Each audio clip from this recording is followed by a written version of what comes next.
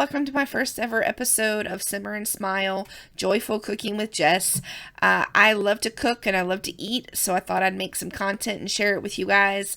Today I'm going to be making this yummy taco pie because it is inspired by some mushrooms and shredded lettuce that I got from the Salvation Army, my local Salvation Army, where I go to a fitness class a couple times a week, and they have this really cool program where they give away free fruits and vegetables to people who come in there for activities. So I got these beautiful mushrooms. And I wasn't sure what I was going to do with these mushrooms when I got them, but I also had some shredded lettuce, and I thought, I'm going to work this into some kind of Mexican flavored tradition, some kind of tradition of flavor with a Mexican sort of theme inspiration here. So I've added a can of green chilies and a can of diced tomatoes in with those mushrooms, and I'm kind of just letting them simmer for a bit and let the mushrooms release some of their flavor.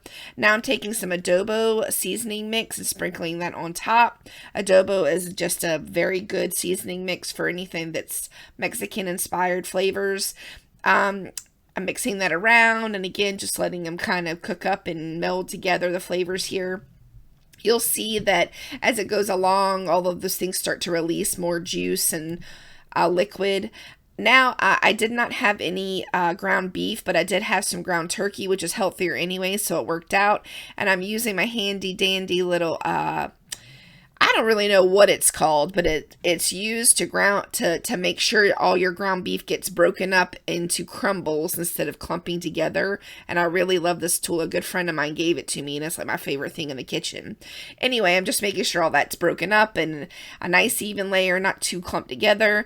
And now I'm going to let it simmer for a while. The goal here is to let it simmer long enough so that most of the liquid evaporates out. See how when you push it, I'm pushing it aside and none of the liquid runs back into the hole you just made when you pushed it to the side? That's what you're looking for, because it will help you keep you from having a soggy bottom on your dough. So in the South, we give these crescent roll cans a whack on the counter to get them open. I don't know what everybody else does, but that's what we do. I took the triangular sections of the dough and I laid them across the bottom of the pan or of my container, around the sides and the edges, and I pressed it with my fingers into a mostly even layer. And then I used the extras to make some crescent dough rolls, because that's just what you do.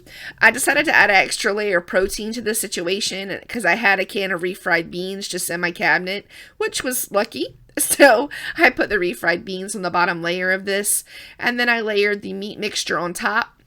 Later on, I found some bacon in the refrigerator that would have made this even more delicious. But then I'm taking some sour cream, and I'm going to spread it across in an even layer on top of the meat.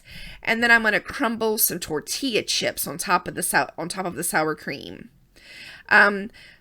I really wish I had mixed the sour cream into the meat mixture instead of layering it on top, because something happened in the cooking where, I don't know, the flavor of the sour cream got lost. Obviously, if you don't like sour cream, you could just leave that out. After you crumble your tortilla chips, you get you some cheese. I only had mild cheddar, but Fiesta blend or Mexican blend cheese would have been so good on this. You put it in a nice even layer over the top, and you pop it into the oven at 350 for about 25 minutes.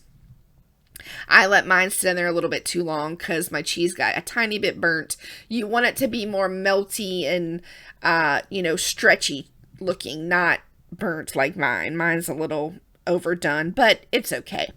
Like I said, I got some shredded lettuce, which makes for a perfect sitting place for our nice square of taco pie.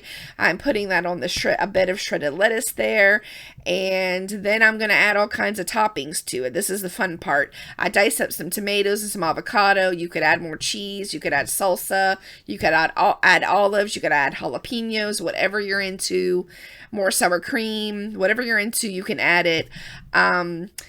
I just used what I had around. I wish I'd had some salsa. That would have been really good.